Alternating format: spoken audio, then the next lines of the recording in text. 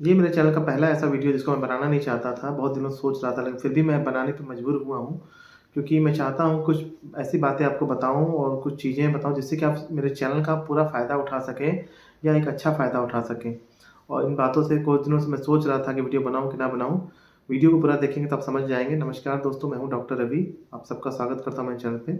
दोस्तों, मैंने चैनल बनाया था अवेयरनेस के लिए, मानसिक रोगों के अवेयरनेस के लिए, क्योंकि ये बात है कि भाई आप सब जानते ही हैं कि बहुत सारी लूट मची हुई है। और एक बात मैं ये भी बताना चाहता हूँ कि आजकल क्या हो गया है कि साइकियाट्रिस्ट की लूट बहुत ज़्यादा मच गई है या साइकोलॉजिस्ट की लूट काफ़ी है। तो होता क्या है कि नाम काफ़ी ख़राब हो गया है साइकियाट्रिस्ट का। और ज़ाहिर-सी बात है, इसलिए भी क्योंकि साइकियाट्रिस्ट जो हैं वो सिर्फ़ दवा देने में ज़्यादा यकीन रखते हैं कि 2-4 दवाइयाँ दो, 2-3 बातें करो और पेशेंट को जल्दी-जल्दी मतलब उनको नेक्स्ट पेशेंट को बुलाओ।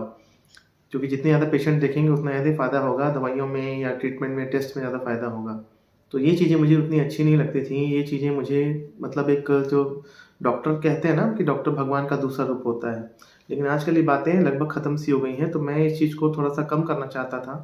मैं चाहता था कि आप सब लोगों में या मरीज़ों में भी डॉक्टर का विश्वास बने और मेरी भी ग्रोथ हो। ऐसा नहीं कि मैं अपनी ग्रोथ नहीं चाहता हूँ, मैं अपनी अर्निंग नहीं चाहता, इनकम नहीं चाहता, क्योंकि मेरी भी कुछ इच्छाएँ हैं, ज़रूरतें हैं, आप सब समझ सकते हैं, जिसको मुझे ज़िंदगी में अपना पूरा करना है। और वीडियो जब हम बनाते हैं, तो वीडियो के लिए हम मेहनत करते हैं, सोचते हैं कि अच्छा वीडियो बनाना है, कुछ भी ऐसा उल्टा-सीधा नहीं बोलना है, फैक्ट पे बात करना है, प्रूफ पे बात करना है। क्योंकि मैं जो भी बातें कर रहा हूँ, मेरा एक स्टैंडर्ड है, मुझे कुछ भी ऐसी बातें नहीं कर देनी है। तो आप सब जब भी मेरा वीडियो देखते हैं, विश्वास से देखते हैं, जो भी मेरे चैनल को सब्सक्राइब कर रहे हैं, लगभग 2800 लोग जो सब्सक्राइब किए हैं, वो एक विश्वास से कर रहे हैं सब्सक्राइब। ऐसे ही कोई किसी को सब्सक्राइब नहीं कर देता है। तो ये बात मैं सब समझता हूँ, तो एक ज़िम्मेदारी बढ़ती जा रही है, जैसे-जैसे वीडियो बनते जा रहे हैं। आप सब मेरी आज हेल्प करिएगा, आप कमेंट में मुझे बताइएगा कि मुझे क्या करना चाहिए और मैं आपकी हेल्प माँगने के लिए आया हूँ। आज तक मैं आप सबकी हेल्प करता रहा हूँ, आप सब मुझसे सवाल पूछते हैं और मैं कुछ बता पाता हूँ, कुछ नहीं बता पाता हूँ, जो मेरे समझ का होता है। और जितनी मैं हेल्प कर सकता हूँ, मैं करता रहता हूँ। लेकिन मैं आज आपसे हेल्प माँग रहा हूँ, तो आप कमेंट करके मुझे ज़रूर बताइएगा कि मुझे क्या करना चाहिए। देखिए दोस्तों, इलाज का एक तरीका होता है। इलाज का तरीका ये होता है कि नॉर्मली आप किसी डॉक्टर के पास जाते हैं, साइकियाट्रिस्ट के पास जाते हैं, अपने अच्छे साइकियाट्रिस्ट के पास, वहाँ जाके आप ट्रीटमेंट कराते हैं और उनकी बातों को मानते हैं या साइकोलॉजिस्ट के पास जाते हैं, ठीक है? जब आप मुझसे कमेंट करते हैं यूट्यूब पे कि मेरी ये दवा चल रही है, क्लोनाज़ेपाम चल रहा है, अल्प्राज़ोलाम चल रहा है या फिर फ्लॉक्सीटिन चल रहा है, सर्टेलिन चल रहा है, इतना-इतना एमजी चल रहा है, उस डॉक्टर के यहाँ इतना चल रहा है। और क्या ये दवा सही है? एक तो सवाल ये आता है।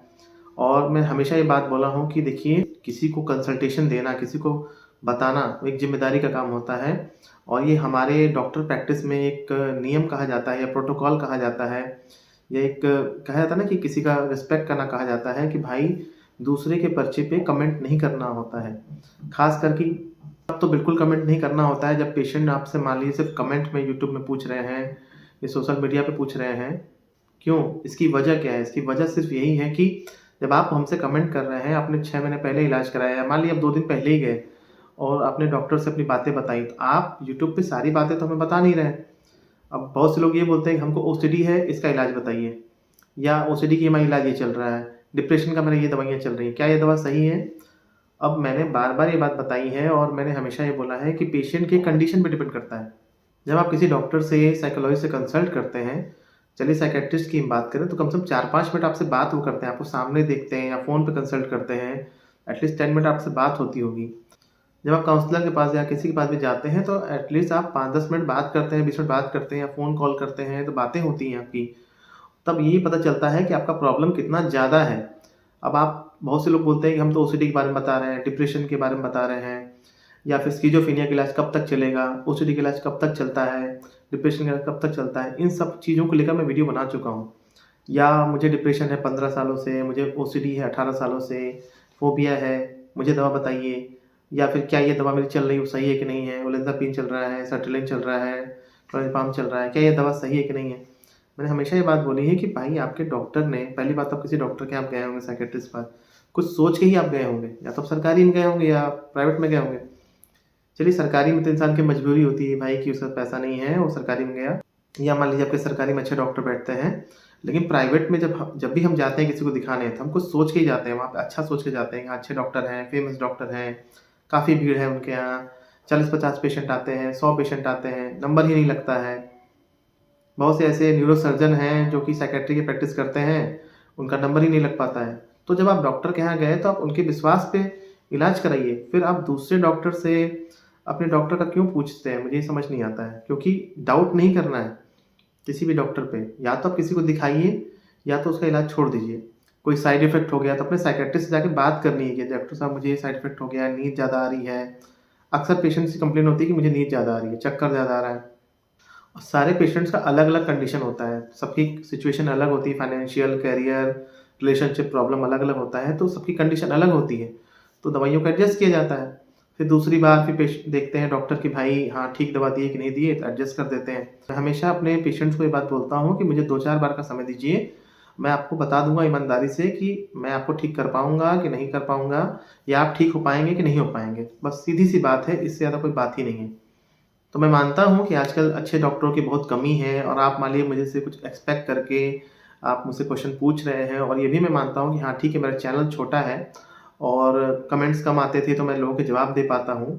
और जो बहुत बड़े यूट्यूबर हैं वो तो मैं देखता हूँ कि किसी का भी जवाब भी नहीं देते हैं, और हार्डली कोई जवाब देते होंगे, 1-2 जवाब देते होंगे, या उनके पहले से जवाब तय रहते हैं वो जवाब देते हैं।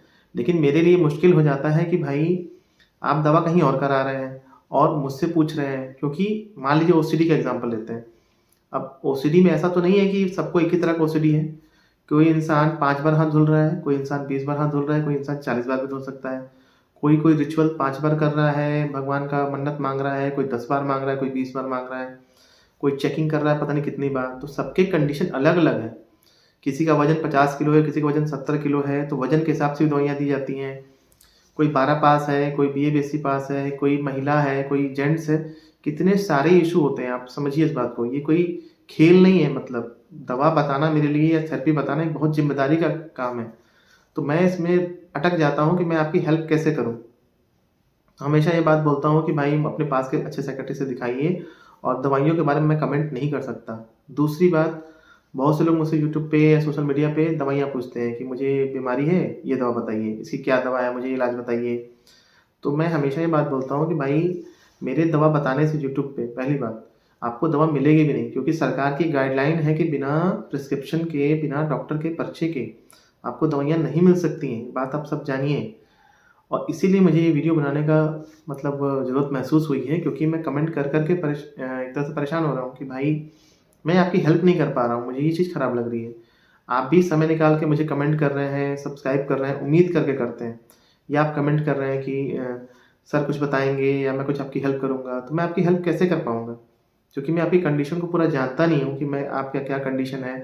अगर आप मुझे पूरा लंबा चौड़ा कमेंट लिख भी देंगे तो मैं आपको दवाइयाँ नहीं बता सकता उस समय, क्योंकि दवा बताना मेरे लिए जिम्मेदारी का काम है।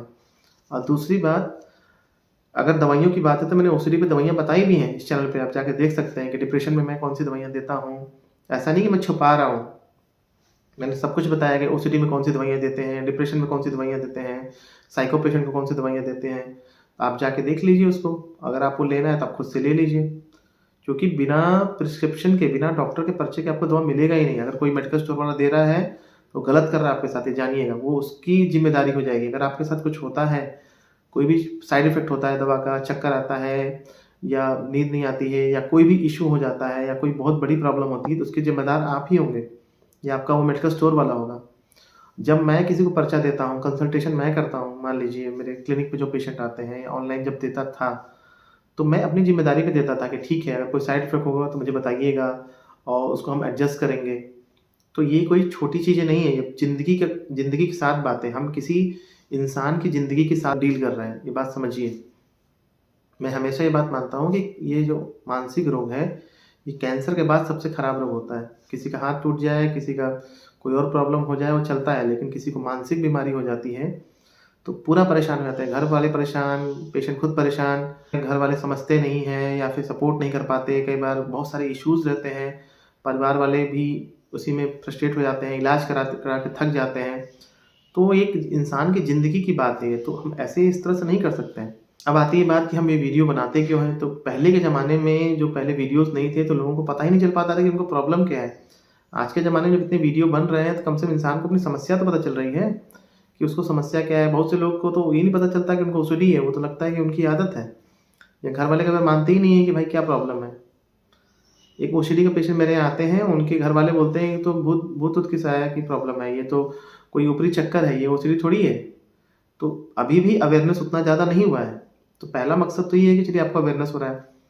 अब आते हैं फ़ायदे की बात, आप फ़ायदा कैसे ले सकते हैं इस चैनल से? फ़ायदा आप ऐसे ले सकते हैं कि देखिए, दवाइयाँ तो आपने बहुत खाई हैं, लोग बोलते हैं कि दवाइयाँ तो हम बहुत खा रहे हैं, साल भर से खा रहे हैं, 2 साल से खा रहे हैं।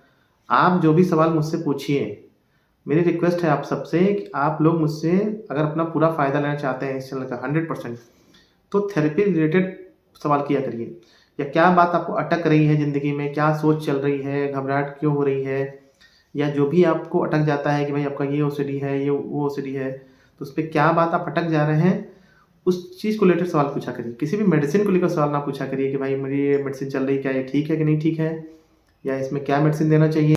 ये चीज़ें मेरे लिए बताना थोड़ा मुश्किल हो जाता है, क्योंकि जब तक मैं सामने कंसल्ट नहीं करूँगा तब तक मैं किसी को बताना मेरे लिए मुश्किल है। अच्छा, दूसरी बात इसमें मेरे लिए ये प्रॉब्लम अटक जा रही है कि पिछले कई 15-20 दिनों से या जो भी, चूँकि मेरा चैनल बहुत तेज़ी से आगे बढ़ रहा है और आप सब भी देख रहे होंगे जो पहले से जुड़े होंगे, तो अभी तक लगभग 20, 25, 30 वीडियो के रिक्वेस्ट आ चुके हैं मुझे बनाने के।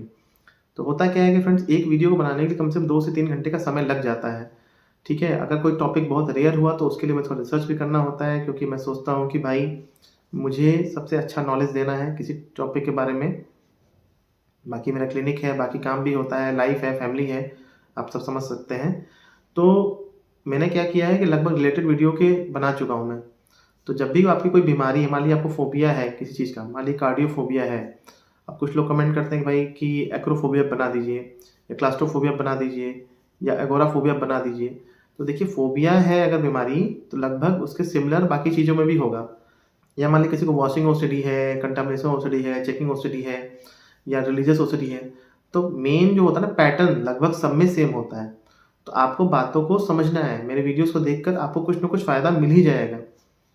पहला तरीका अगर वीडियो बनवाने का रिक्वेस्ट का ये, या तो आप मेंबरशिप ज्वाइन कर लीजिए मेरा, ठीक है? तो मुझे थोड़ा कम लोगों के वीडियो बनाने होंगे। दूसरा, या तो मुझे कमेंट बहुत ज़्यादा आएँगे किसी टॉपिक पे, जब किसी एक टॉपिक पे बहुत ज़्यादा कमेंट आएँगे, तो मैं उस पे वीडियो बना दूँगा। या फिर मेरे लिए वीडियो कुछ नया हो, कुछ नई चीज़ सीखने की हो, कुछ नई बताने की बात हो। सेम टॉपिक पे वीडियोज़ हम कितनी बार बनाएँगे, आप ये बताइए? मेरा वो काम नहीं है जो बहुत फेमस साइकियाट्रिस्ट कुछ करते हैं कि 2-4 टॉपिक पे ही बार-बार वीडियो बनाते रहें, बस वही। मुझे हर तरह के पेशेंट्स को देखना है, आप सोचिए। जिसको ओसीडी है, उसको ओसीडी को लेकर प्रॉब्लम है, जिसको फ़ोबिया है, उसको लेकर प्रॉब्लम है, जिसको स्किज़ोफ्रेनिया है, उसको लेकर समस्या है, बाइपोलर वाले को अपनी समस्या से प्रॉब्लम है। तो मुझे एज़ ए डॉक्टर तो सबको देखना है ना। तो या तो आप इतने ज़्यादा लोग रिक्वेस्ट करें किसी एक वीडियो पे, तो मेरे लिए वीडियो बनाना ठीक है, चलो टाइम भी हमारा बच रहा है और बहुत लोगों की हेल्प हो रही है।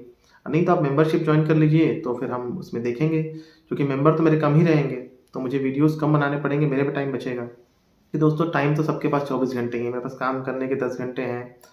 और रही बात हेल्प करने की, लोगों की सेवा करने की, तो मैं हर महीने 100 पेशेंट फ्री में देखता ही हूँ 10 मिनट के लिए।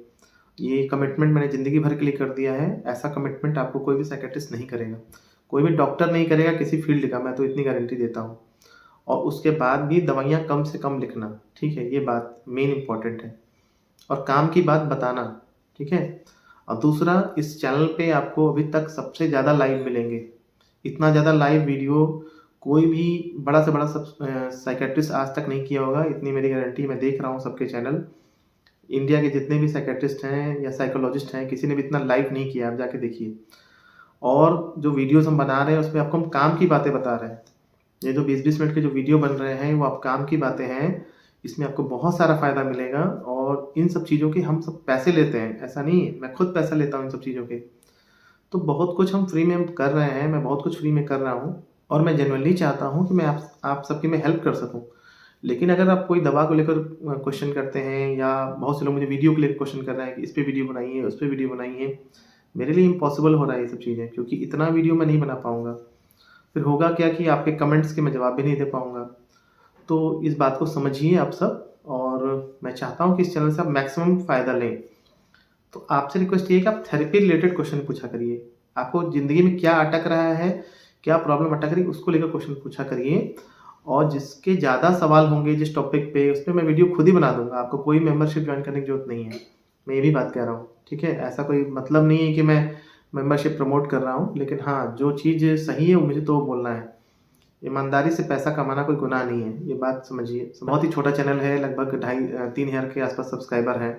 कल को 10,000, 20,000, 50,000, 1 लाख हो जाएगा तो कैसे हम मैनेज करेंगे?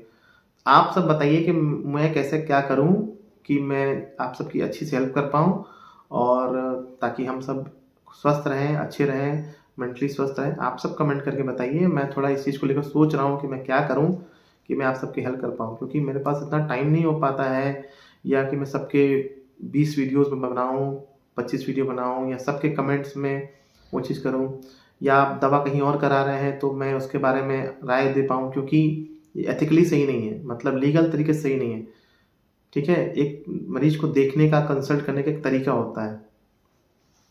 लास्ट में आप सबसे मैं ये रिक्वेस्ट करूँगा कि आप प्लीज़ मेरे नंबर पे इसलिए कॉन्टैक्ट ना करें, स्टाफ को मतलब इसके लिए बार-बार फ़ोन ना करें ऑनलाइन कंसल्टेशन के लिए।